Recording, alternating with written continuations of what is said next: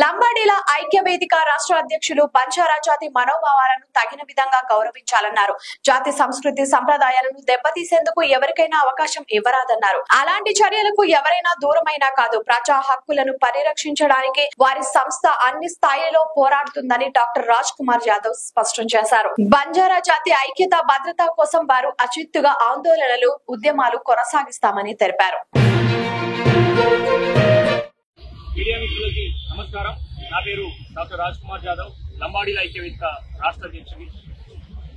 ఈరోజు తెలంగాణ రాష్ట్ర డీజీపీ శ్రీ శశిధర్ రెడ్డి సార్ని కలవడం జరిగింది. లంబాడీల ఐక్య వేదిక తరఫున ఏదైతే తెలంగాణ రాష్ట్రంలో లంబాడీల పైన అనుచిత వ్యాఖ్యలు చేస్తూ, లంబాడీలను దోషులుగా చిత్రీకరిస్తూ, లంబాడీల తల్లులను కూడా పందులతో పోల్చే విధంగా, అవమానించే విధంగా, మరి అదే విధంగా ఏదైతే లంబాడీలు కనీసం 10 రూపాయల టికెట్లు తీసుకోరు, ట్రైన్ టాయిలెట్లలో దొంగతనంగా ప్రయాణం చేస్తారనే వ్యాఖ్యలను తుడుం దెబ్బ నాయకులైనటువంటి మైపతి అరుణ్ కుమార్ గారు నిన్న ఏదైతే 28 సెప్టెంబర్ ఆదివారం నాడు భద్రాచలంలో ప్రభుత్వ కాలేజీలో గ్రౌండ్ లో జరిగినటువంటి సభలో చలో భద్రాచలం అని ఆదివాసీ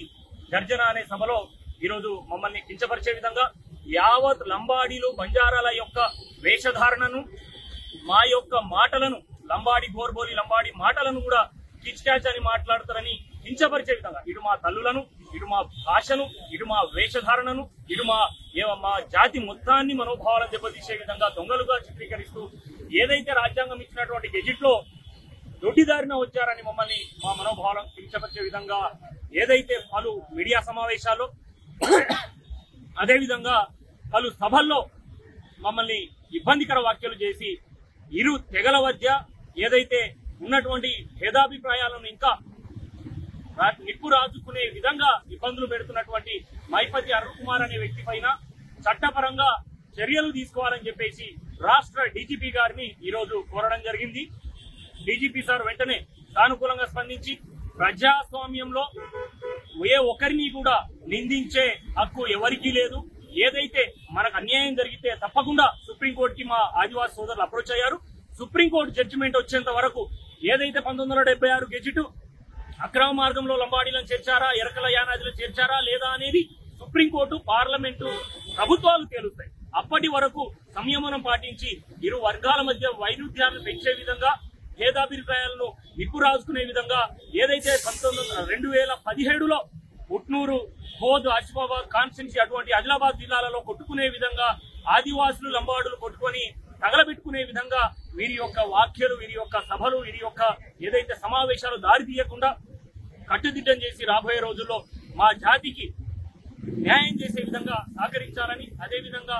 ఏదైతే చట్టపరంగా చర్యలు తీసుకొని పునరావృతం కాకుండా జాతిని కించపరిచే విధంగా, మనోభావాలను, యావత్ జాతి మనోభావాలను దెబ్బతీసే విధంగా ఎవరు పాల్పడ్డా గాని ప్రజాస్వామ్యంలో ఏదైతే భారతీయ న్యాయ సంహిత చట్టంలో ఉన్నటువంటి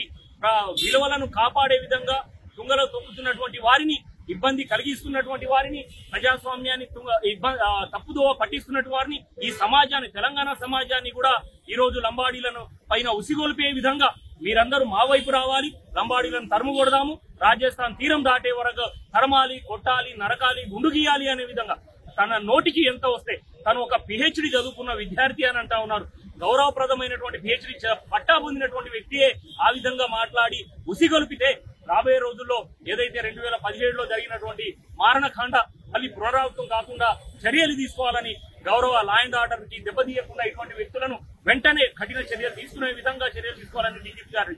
కోరడం జరిగింది. తను కూడా సానుకూలంగా స్పందించి ఏదైతే మేము ఇచ్చినటువంటి వీడియోలను, మేము ఇచ్చినటువంటి రిప్రజెంటేషన్ ని తను క్షుణ్ణంగా పరిశీలించి వారిపైన చట్టపరమైన చర్యలు తీసుకుంటామని కూడా చెప్పడం జరిగిందని తెలియజేస్తూ, ఈ అవకాశం ఇచ్చినటువంటి మీడియా మిత్రులకి, మరి వచ్చినటువంటి వివిధ కుల సంఘాలు, ఉద్యోగ సంఘాలు, ఉస్మానియా యూనివర్సిటీ విద్యార్థులు, నాయకులందరికీ పేరు పేరున ఉద్యమాభివందనాలు తెలియజేస్తూ, జై లంబాడా, జై బంజారా, జై తెలంగాణ, జై భారత్. లైక్ చేయండి, షేర్ చేయండి, సబ్స్క్రైబ్ చేయండి. మరిన్ని వీడియోల కోసం బెల్ సింబల్ పై క్లిక్ చేయండి.